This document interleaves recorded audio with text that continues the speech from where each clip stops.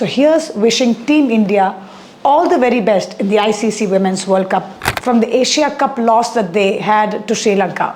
Never has worked in favor of any team. You still have to play till the last ball has been bowled. I told you this is very close to my heart, so I take things very seriously. I'll cross my fingers, cross my toes and touch wood. And Richa Ghosh has this ability to come in. She's got about 5 balls to face. She will play from ball number 1. So picking the 11 is going to be a tremendous task. Beat every opponent in their way. Welcome to Catch My Point. The one country that's obviously closest to my heart is the country I live in, is the country I hope will win the World Cup. And let's discuss all about the players that are going to represent India this World Cup. The World Cup starts tomorrow. India plays a day after. And they will, I'm sure, be still hurting a little from the Asia Cup loss that they had to Sri Lanka. But if I were a positive person, and I am that, I will think of this as a wake-up call that India had. 160 was chased down by Sri Lanka, very comfortably as well. India did well to get to 160, and probably they kind of assumed that they were going to be the eventual champions. Now this never has worked in favor of any team. You still have to play till the last ball has been bowled.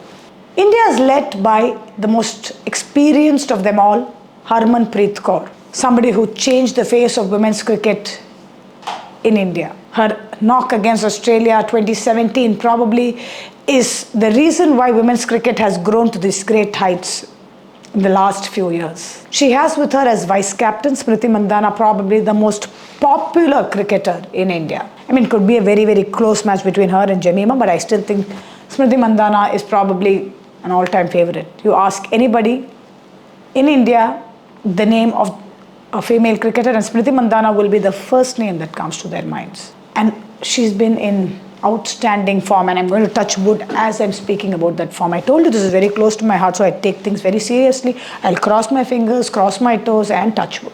When India bats and when Smriti bats, everybody watches. The silken touch, the timing.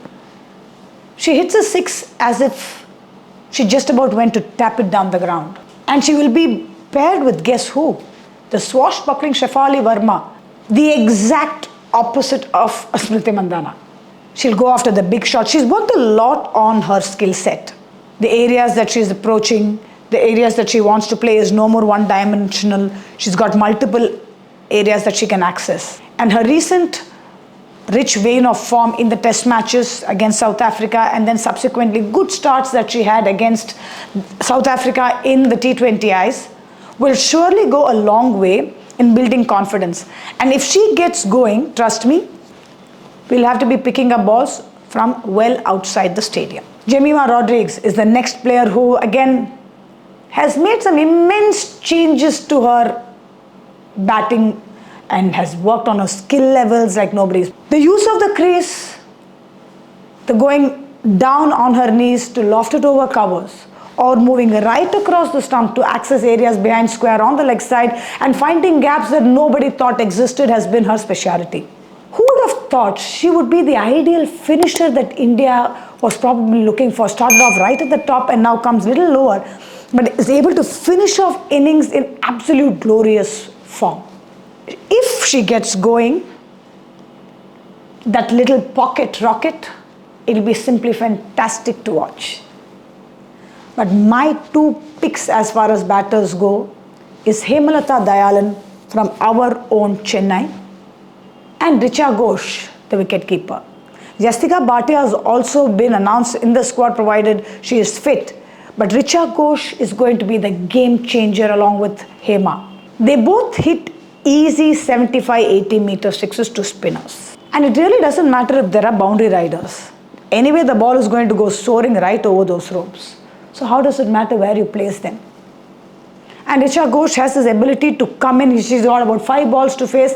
She will play from ball number 1 in the same aggressive manner, and what a team player she is. Much improved behind the stumps as well. She, in my opinion, is the future of Indian cricket. Along with her, we've got the number 3 ranked all-rounder in World T20Is, Deepti Sharma. When in trouble, Harmanpreet does not have to look too far. She just needs to throw the ball to a Deepti. And in the recent 100, Deepti showed another side to her batting. Often criticized for not being able to hit the big shots, she finished off the game with a sixer, more than just once. So beware, rest of the teams. We've got plenty of finishers in this team. And when there is a dire need for a wicket, again, who does Harmanpreet Kaur turn to? Deepti Sharma. Power play, Deepti Sharma. Really, and probably she must be thinking, can she have more than one Deepti Sharma in the team? Unfortunately, she can't, but she needs to make best use of this one Sharma that she's got. The spinners.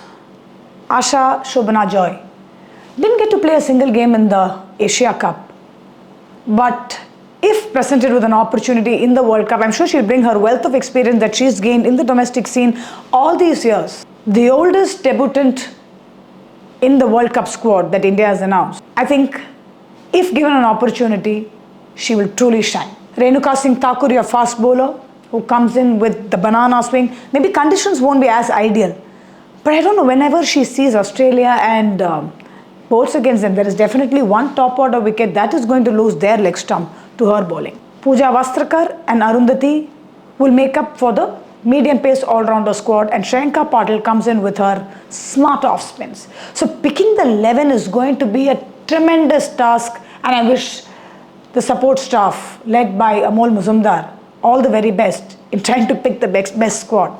You guys are going to make it really, really tough. I'm talking about the players, for Amol to decide who's to be playing in the 11. And that's exactly the kind of problem every coach and every team wants. Problem of plenty. Like I said, this one's really close. We've come so often, so close to holding that cup. The only person who can proudly say has held the cup is Shefali Verma in the Under-19 World Cup. But Harmanpreet Kaur and Smriti Mandhana, having played so many matches, having been there in the finals as well, I'm sure there's a yearning in them to hold that cup in their hands, just as we as fans do. So here's hoping that India come through this time beautifully, beat every opponent in their way, and bring back home the cup for the first time ever. So here's wishing Team India all the very best in the ICC Women's World Cup T20 2024. Thanks for tuning in to Catch My Point. For more information and content in the world of cricket, do like, share and subscribe to Coach Aarti. See you soon.